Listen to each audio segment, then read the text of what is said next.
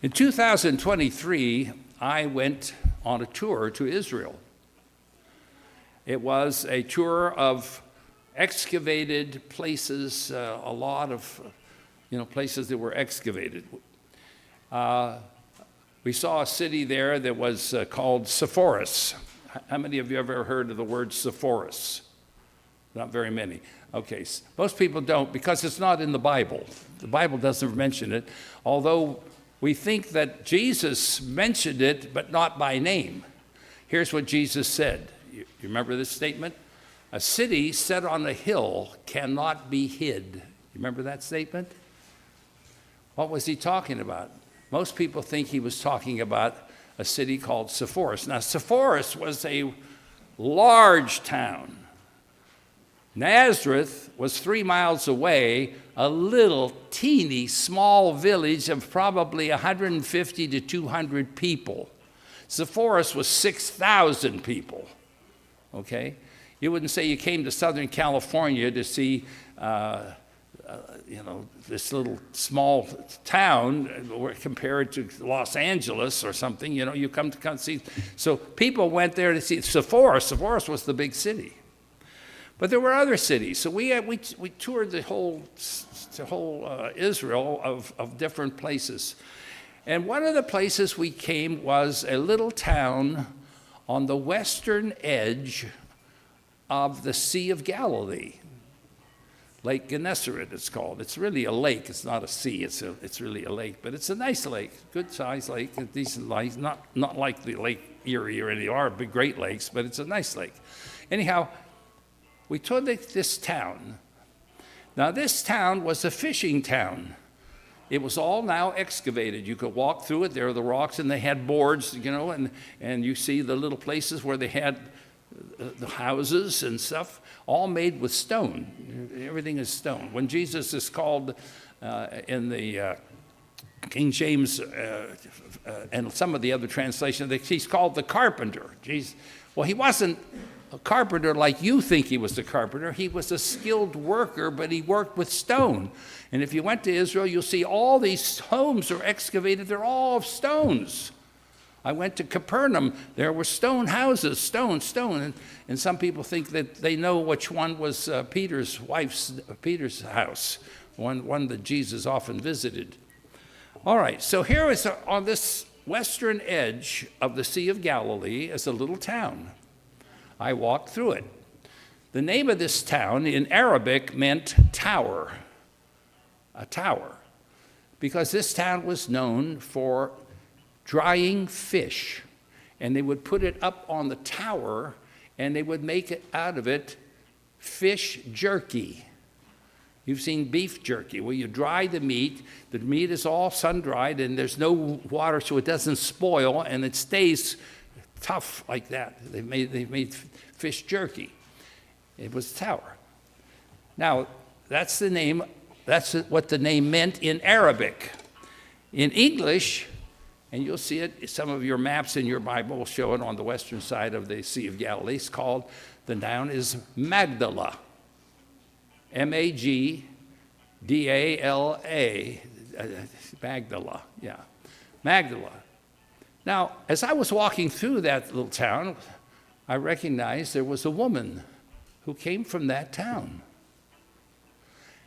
And then I realized I wanted to know more about that woman. What was it about that woman?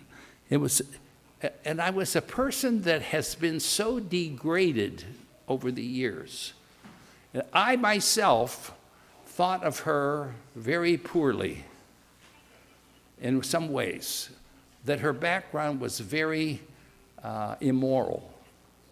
And there were all kinds of things written about her. Her first name, as many women in Israel were named, was Mary. Mary from Magdala was called Mary Magdalene.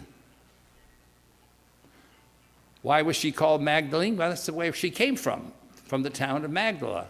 What was Jesus called? Jesus what? The Nazarene.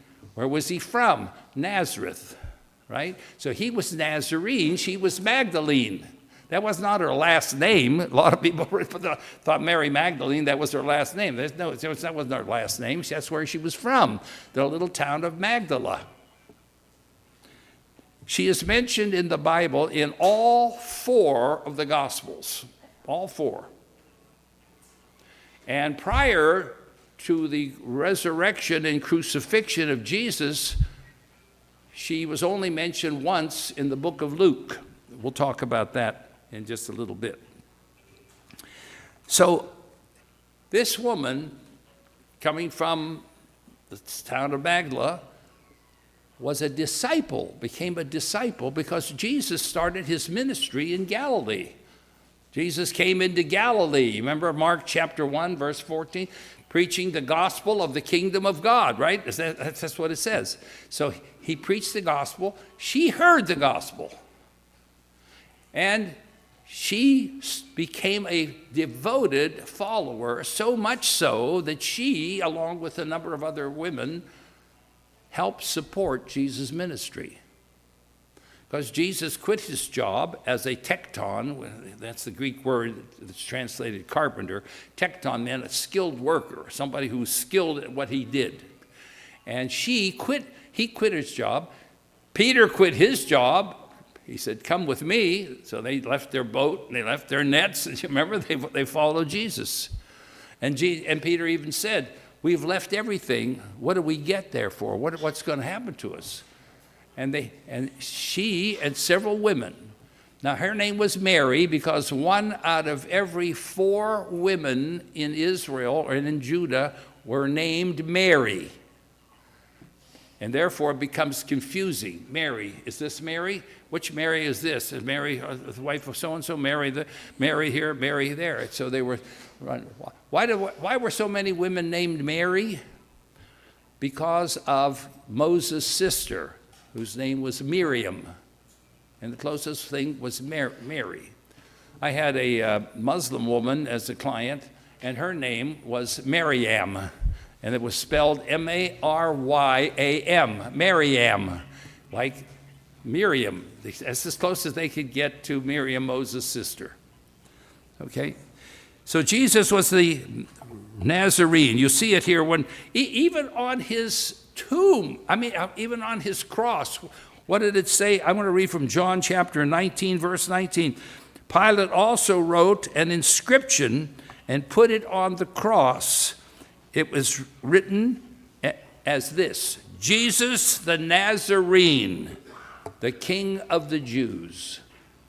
He never got away from that name. You see it also in different places. And that when they came to get him, like in Mark chapter 16, verse 5, and he said to them, do not be afraid. You are looking for, who are you looking for? You're looking for Jesus the Nazarene, who has been crucified. That's after he was resurrected. You're looking for Jesus. And when they came hunting, he said, who are you looking for? And they said, we want Jesus the Nazarene. He was so famous for being from Nazareth. Nazareth was a nothing town, you know that. There was hardly anybody from the so we want this guy from Nazareth. He was the Nazarene. She was the Magdalene. Now, Mary Magdalene is not to be confused, and unfortunately, there's a lot of confusion. She's not to be confused with the sister of Nazareth, Lazarus. Remember, Lazarus had 2 sisters. One was named Mary, the other was named Martha. She's not to be confused with that. She's not to be confused with the woman caught in adultery. Everybody thinks the woman caught in adultery was Mary Magdalene. First of all, I think most of you know that story in John chapter 8 of the woman caught in adultery is not genuine. It was added to the Gospels. It's not a genuine story. Most manuscripts, early manuscripts, don't have it. It didn't show up until around the 14th, 15th century, and it moved around. And in the book of John, the Gospel of John, you have it in one chapter and then another chapter, and in some of it appears in the book of Luke, the Gospel of Luke. So scholars have really looked at that and said it's not really there. I've given a whole sermon on it. I won't take the time here because it has many problems, that story. So she's not to be confused with that. Okay? Because there are many, many. She is in all four Gospels, but the shocking part is her name does not appear in any of Paul's writings. Her name does not appear in the book of Acts. It does not appear in any of the general epistles like James, 1st and 2nd Peter, 1st, 2nd, and 3rd John, Jude. Her name does not appear in that. Her name does not appear in the book of Revelation. It appears in all four Gospels, centered around what? Centered around the resurrection, the crucifixion. She started following Jesus. Now, Luke has a statement, but we'll talk about that in a minute. Here's the question. Why did Mary follow Jesus from up in the Galilee all the way down to when he went down to Judea and on trial?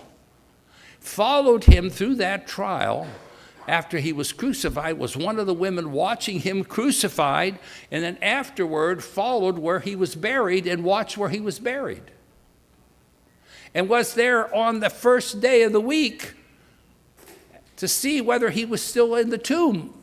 And he was resurrected and saw him and came up to him and wanted to hug him. But he said, "Don't touch me, I have yet appeared to my Father in heaven." So she was one of the ones, and she was the one that went and told the disciples, right? Why would she follow Jesus like that? Well, if you thought about the plight of women at that time, the way the Pharisees, the way some of the chief priests, the way people talked about women, we have statements from way back then. Some of them said this: it would be better to throw the Torah into the ocean than to give it to women. That's how they thought. Rabbis would not speak to their wives in public. They would not talk to them. They were beneath. So you could see why when Jesus was talking at the women of the well in John chapter 4, his disciples were horrified. They weren't just a little bit upset. They were absolutely horrified that he would be talking to a woman, and not just any woman, not just a Jewish woman, but a woman from Samaria, a Samaritan woman. Couldn't understand that. And yet here's Mary Magdalene and some of the others. She followed him. What did Jesus say? He preached the gospel of the kingdom of God, the kingdom. But in that gospel, you remember what he said? Somebody came to Jesus and said, "Oh, you know, your mother and your brothers and your sisters, they're outside waiting for you." What did Jesus say? "Let me tell you who my mother is, and my brothers, and my sister. Anyone who does the will of God is my brother, my mother, or my sister." You have to do the will of God. Another time when Mary Magdalene must have heard him, you remember the Sadducees tried to trap him often. They tried to trap him, and they gave him the parable of the guy, the woman that had the one brother married her, he died. Then the next brother had to marry her. Was the levirate marriage. You had the brother has to take his next wife, and then so on. And all 7 of them. And they said, okay, now in the resurrection, they wanted to ask Jesus, because the Sadducees didn't believe in the resurrection, and they wanted to show how stupid it was. In the resurrection, whose wife will she be? Because she was all 7 of them had married her. And Jesus said, "You don't know the scriptures, and you don't know the power of God." In the resurrection, they will neither marry or be given in marriage. They will be like the angels of heaven, spirit beings. Well, you're a first century woman, Jewish woman, and you think, wow, what freedom. What ways to be. I mean, I'm not just a subordinate here. I'm not just a person that's like so despicable I can't touch the law. I can't even read it. I can't learn anything. He's saying, I could be more than that. We can be more than that. So she followed him. And I think it's probably that caused her to follow him. Now, we don't want to confuse her also with the woman who came when Jesus was sitting at the thing at dinner, and she comes in with an alabaster box. You notice that in Mark chapter 14? In Mark chapter 14, I'm going to read from verses 3 through 9. While he was in Bethany at the home of Simon the leper, and reclining at the table, there came a woman. Now, that woman in the Gospel of Mark is not identified. Many people have thought that maybe that's Mary Magdalene. She came in with an alabaster box and very costly perfume, pure nard, and she broke the vial and poured it over his head. And some were indignant and with one another, because it was a very costly perfume, for the perfume might have been sold and for $300, or 300 denarii, I mean, and the money given to the poor. So they were scolding her. But Jesus said, let her alone. Let her alone. Okay? Why do you bother her? She's done a good deed to me, for you always have the poor with you. And that's an important statement. You always have poor people. Even in God's nation of Israel, where God was the king, and they had set up, there were poor people. Paul was told to remember the poor. He said, they're always poor. She has done what she could. She's anointed my body beforehand for the burial. Truly I say, wherever this gospel is preached in all the world, what this woman has done will be spoken of in memory of her. Okay? Now, again, people have thought that maybe that's Mary Magdalene because it's an unidentified woman. But woman is identified when we go to chapter 12 of John. Chapter 12 of John, beginning in verse 1. Jesus, therefore, 6 days before the Passover, came to Bethany, where Lazarus was, and where whom Jesus had raised from the dead. They made him a supper there, and Martha was serving, but Lazarus was one of those reclining at the table with him. Mary then took a pound of very costly perfume of pure nard, and anointed the feet of Jesus. Now, in Mark's gospel, it says he poured it over his head, but according to Jesus, he did it over my whole body, getting my whole body. So she poured it over the feet of Jesus and wiped the feet with her hair, and the house was filled with the fragrance of the perfume, and Judas Iscariot was the principal one who objected. Now, in Mark's gospel, it said all the disciples started to get after her. But Judas Iscariot was the principal one, evidently, one of the disciples who was intending to betray him. And he said, why was this perfume not sold for 300 denarii and given to the poor people? Now, he said, he said this is John's comment. Now, he said this not because he was concerned about the poor, but because he was a thief. He was a thief, and he had the money box, and he used to pilfer what was put into it. Therefore, Jesus said, let her alone, so that she may keep it for the day of my burial, for you always have the poor with you, but you do not always have me. The large crowd then of the Jews then learned that he was there, and they came not for Jesus' sake, but that they might see Lazarus, who had been raised from the dead. But the chief priests planned to put Lazarus to death also, because the account of him had spread among the Jews, and they were all believing in Jesus. So here was a woman. He's now identified as Mary, the sister of Lazarus, not Mary Magdalene. And listen to this one now. She's mentioned, here it is, another one. Now, one of the Pharisees, this is Luke chapter 7. Now, one of the Pharisees was requesting him to dine with him, and entered the Pharisee. As he entered the Pharisee's home, he reclined at the table, and there was a woman in the city who was a sinner. Now, let me explain sinner in the New Testament here. When the Jews didn't when you didn't adhere to all the Pharisaical doctrine, you didn't do everything, you didn't wash your hands the way you're supposed to, you didn't do this, you didn't clean the cups the way you're supposed to, you didn't do this, you were considered a sinner. They were sinners. And so it didn't mean necessarily she was out as an immoral person, whoever this was.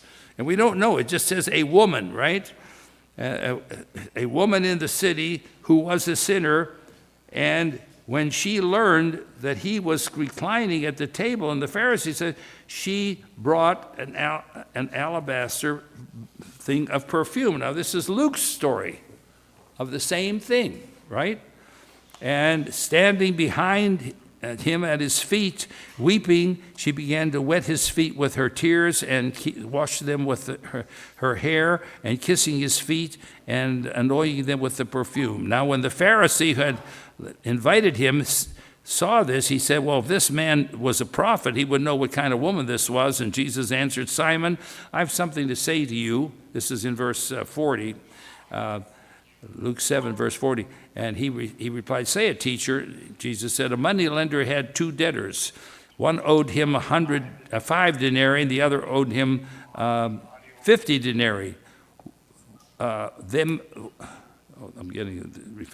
Which one of them will he love the most? Of course, he says the one that owed him. He forgave them both, you know. He forgave them both. So we see that these stories, and everybody's implying Mary Magdalene, but it had to be probably Mary, Lazarus' sister again, the same thing. I'm going to, please, Jarvis, please mute everyone, please. Okay, so here we are. Also another thing that where women had a lower status. You remember Numbers chapter 30, verses 3. I won't take time to read it. Verses 2 through 15. If a woman were in her father's house and she wants to make a vow, could her father disallow the vow? Yeah. If his father did not think that vow was appropriate, she said, I vow I'm going to pay this much, or I'm going to sacrifice my little lamb that I had or something. And the father said, no, I don't want you that. I release you of that vow. You can't make it. A woman could not make that vow on her own. Now, if she made the vow, her father knew about it and he let it stand. He just said, I won't release you from that vow. Then she had to fulfill the vow. Okay, but if she made a vow and he thought it was foolish, he could nullify it. Now, when she left her father's house and she got married to her husband, could she make a vow? Well, yeah, she could make it. But if her husband thought it was not worthy or it was foolish, he could disavow it. So a woman did not have complete control over her own will, totally. So you can see why Mary, when you say we're all going to be angels, we're all going to be spirit beings together, and there won't be any marriage. Well, if there's no marriage, then my husband can't disavow me, right? There's no marriage, because Jesus said in the kingdom there won't be marriage or given in marriage. They'll all be like the angels. So it must have been a very powerful thing for her. Now, she is mentioned in the book of Luke. This is the only reference in the Gospels that is done before the crucifixion and resurrection of Jesus. This is the only reference to Mary Magdalene. Here it is in Luke chapter 8, verses 1 through 3. Soon afterward, he began going around from one city and one village to another. Well, that's up in the area of the Sea of Galilee, right? Proclaiming and preaching the kingdom of God. The 12 were with him. Okay, they were with him. And also some women who had been healed of evil spirits and sicknesses. Mary, who was called Magdalene, from whom 7 demons had gone out.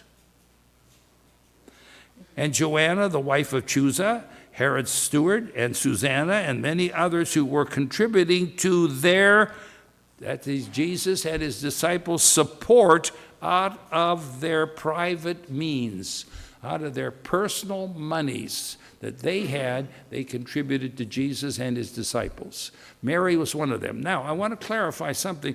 You might think Mary was a raving maniac, 7 demons. Now, a lot of people think Jesus did this. Does it say Jesus cast the demons out? Read that verse carefully. It does not. It said Jesus was preaching, but 7 demons went out of her. But it doesn't say who. It doesn't say who cast them out. It doesn't say how they got out. It just says 7 demons went out of her. Now, in that time, what did demons do? Well, some of them could make you a raving maniac, as we know from that thing where they comes down out of the Gazarenes, the Gazarenes, and they came down from there. This guy was like a raving maniac. People couldn't pass him by, screaming, yelling. And then others, they were cause a person to be deaf, dumb, they couldn't speak, they could be blind, they could do this or that. So demons were attributed as that was from a demon. 7 demons went out of her, meaning she was evidently healed in some, various miraculous way. The demons were no longer affecting her. Okay? That's what it says. 7 demons went out of her. Who cast them out? We don't know. It doesn't say Jesus did it. It doesn't say that. It just says they went out of her. So her name, again, is that's the only reference to her before the crucifixion. Otherwise, she followed Jesus all the way down, okay? She followed, and she probably was one of the women who had to be under the tutelage.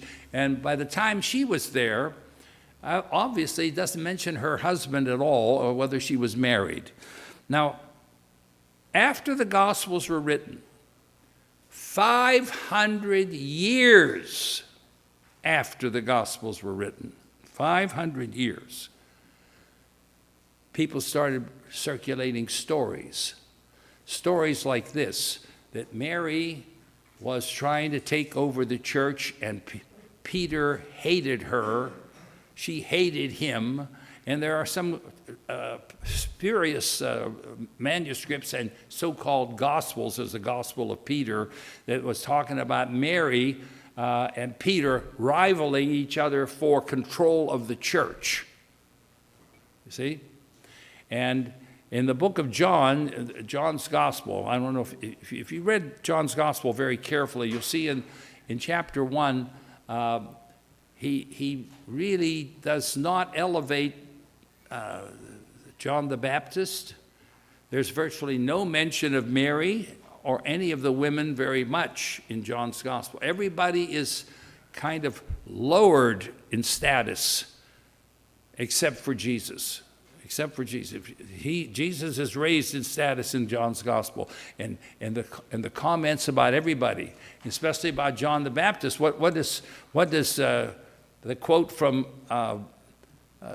in John's Gospel from John the Baptist? No, I'm not worthy of even untying his shoes. I'm supposed to diminish and he's going to rise. He's going to be greater. My ministry is almost over. So he mentions that. So 500 years after the Gospels were written, you have all these stories. And how many of you ever heard of the movie called The Last Temptation of Christ? You ever hear of that movie? Anybody see it? Okay. I never saw it either. I wouldn't go through. But anyhow, the movie is supposed to be about Jesus and when he's on the cross, thinking of all of his cavorting with Mary Magdalene, or of the fact that he had resisted his last temptation, that he wanted her, but he couldn't have her. All fiction. There's not a word of truth in that. Then, how many of you have ever heard of the book called The Da Vinci Code? Anybody hear that? Yeah. That's by Dan Brown. He wrote the Da Vinci Code. Again, Dan Brown has a section in there where Mary Magdalene is really one of the most powerful people in the church, and that she had Jesus' right arm, right hand. She was at Jesus' hand, and that Jesus favored her over Peter and some of the other apostles. That's all, again, fiction. That is not in the Bible. That is not in the New Testament. That didn't happen. Was Mary... She's been the subject of so much falsehoods and so much fiction, making her look terrible, making her look like a prostitute in many cases. Many years ago, I thought she was a prostitute. I thought Mary Magdalene was a prostitute. And if I see her in the kingdom, I'm going to really, I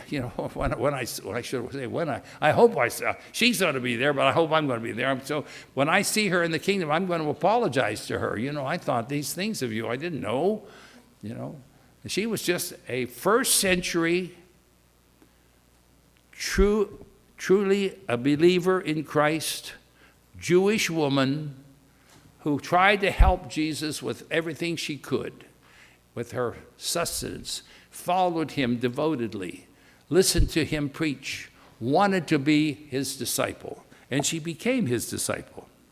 Okay? She must have loved his statements, who are my fathers and my brothers, anybody doesn't leave his father and mother and love me more, and all that. And she loved Jesus more, right? And so she must have heard all this. She was one of the ones then that went to the tomb. So let's take a look at this. She followed Jesus. She was there when he was being crucified. What did some of the disciples do when the people came to arrest Jesus? They took off. They fled. You remember?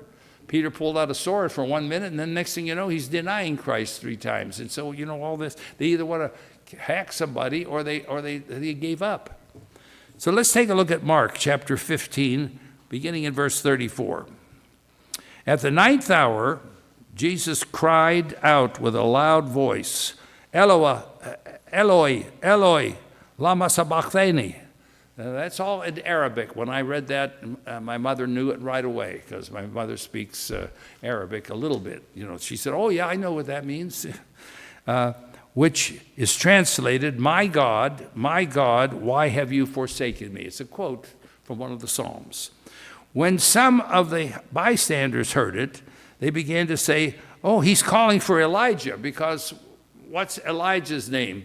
Eli means my God. And the word Elijah means my God is Yahweh. Okay, my God, Eli, Yah. My God is Yah. That's what his name means, okay? So they thought he was calling for Elijah. Some ran and filled a sponge and with sour wine. They put it on a reed. They gave it to him to drink, saying, let us see whether Elijah will come take him down. Jesus uttered a loud cry, breathed his last. This is Mark 15, now verse 37. Now verse 38. And the veil of the temple was torn from the top to the bottom, which is very unusual because that it was high up. It'd be hard to tear it from the top, and usually that's miraculous. When the centurion who was standing there in front of him saw the way that he breathed his last, he said, truly, this man was the Son of God. There were also some women looking on from a distance, among whom were Mary Magdalene from Magdala, Mary, the mother of James, and the less, and Joseph, and Salome. There were many other women who came up with him to Jerusalem. These are Galilean women who went all the way, and they says came up. They came south, but Jerusalem is a high spot. So when you come from Galilee, you're kind of up to Jerusalem. Jerusalem's a high place. If you don't believe it, go up to Jerusalem. You'll see how high it is. So anyhow, Jerusalem is a high place. They came up to Jerusalem. Mark chapter 15, now dropping down to verse 46. Joseph bought a fine a linen cloth. He bought a linen cloth, took it down, wrapped him in the linen cloth. This is Joseph of Arimathea, and laid him in the tomb which has been hewn out in the rock. And he rolled a stone against the entrance of the tomb. Listen to verse 47, Mark 15:47. Mary Magdalene, Mary the mother of Joseph, were looking on to see where he was laid. They never stopped watching over his body. Where were the disciples? They all ran. You remember? They're scared. They took off. So she followed him right into the grave. Now, what happened on that first day of the week? John chapter 20, beginning in verse 1. Now, on the first day of the week, Mary Magdalene. Now, it doesn't even mention others. Mary Magdalene came early to the tomb, while it was still dark, saw the stone already taken away from the tomb. So she ran and came to Simon Peter. Now listen to this. She saw the stone taken away, okay? And she goes to Simon Peter and to the other disciples whom Jesus loved, whom Jesus loved, and said to them, so she went to John and Peter and said, they have taken away the Lord out of the tomb, and we do not know where they have laid him. Now, she's been watching over him the whole time. Now he's gone out of there. So Peter and the other disciple went forth, and they were going to the tomb. The two were running together, and the other disciple went ahead of Peter, and came to the tomb first, and stooping and looking in, he saw that the wrappings were lying there, but he did not see. He did not go in. He could just look in. Peter, however, came. He went in. He wasn't as fast, but he was more bold. Following him, and he entered the tomb, and he saw the linen wrappings lying there, and the face cloth which had been put on his head, not lying with the linen wrappings, but rolled up in a place by itself. So a lot of detail here that John has put in.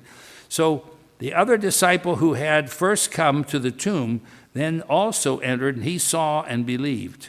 For they yet did not understand the scripture that he must rise again from the dead. So the disciples went away to their home. So it was Mary Magdalene that provoked them to look into this. Otherwise, they were just, they didn't know where he happened. They didn't even do it. She got there. In John chapter 20, verses 17 and 18, Jesus said to her, here she is now in the garden. Jesus said to her, now it's dropping down on John 20, stop clinging to me, don't touch me. In other words, for I have not yet ascended. This is John 20, verse 7. I have not yet ascended to the Father, but go to my brothers. Go to my brothers and say to them, I ascend to my Father and to your Father, my God and your God. So Mary Magdalene came, announcing to the disciples, what did she announce? I have seen the Lord.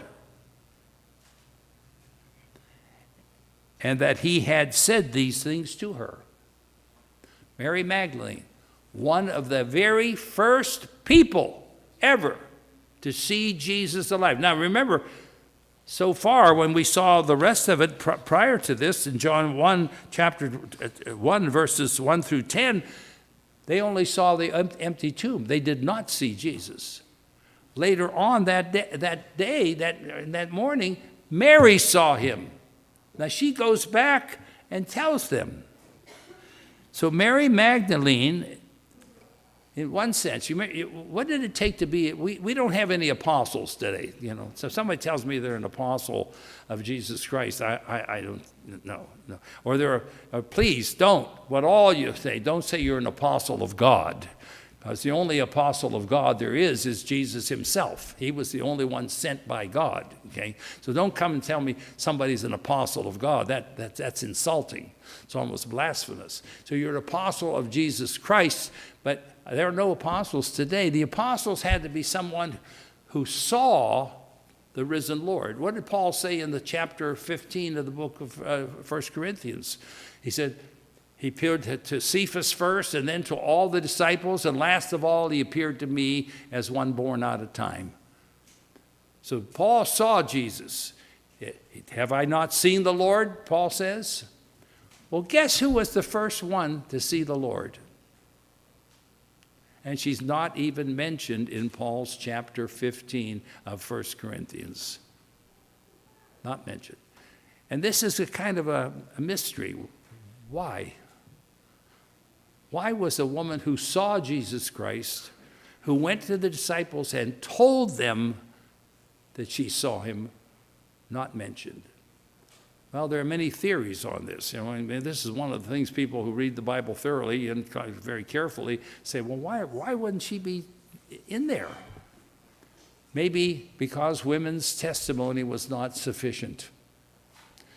And remember, Paul wrote his letters before the Gospels were written, and he wanted absolute proof, and it was more powerful if Peter had seen him, and John had seen him, and Matthew had seen him, and all these disciples had seen him, than for one woman to see him. That's very sad.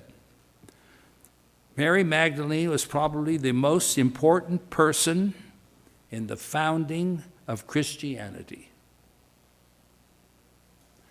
If seeing the Lord alive is the basis, what is the basis of our Christian belief? I want to tell you, if Jesus Christ was not resurrected, I wouldn't be here today. I wouldn't even come to church. It wouldn't be enough for me. Or I might become Jewish or whatever. I wouldn't be coming. Because all of Christianity is based on one great event, that Jesus Christ was who he said he was, that he was resurrected from the dead. And she was the first one to see it. She was the first one to tell it. She was the first one to herald the message, I have seen the Lord. Yeah. We could say that she probably was, in one sense, she was the founder, other than Jesus himself, she was the founder of Christianity. I don't think Mary Magdalene was Jesus' lifetime partner.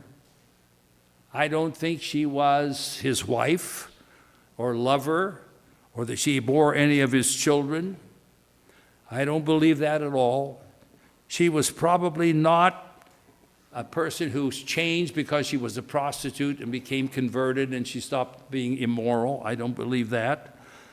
She was not that. Who was she? She was probably one of the most important persons in our religion, in the religion of Christianity. She was probably a person who saw Jesus Christ, believed him in, and heralded him. Yeah, really. In one sense, she was a nobody. In one sense. Nobody would have ever heard of her if she hadn't followed Jesus down to Jerusalem. She was a nobody.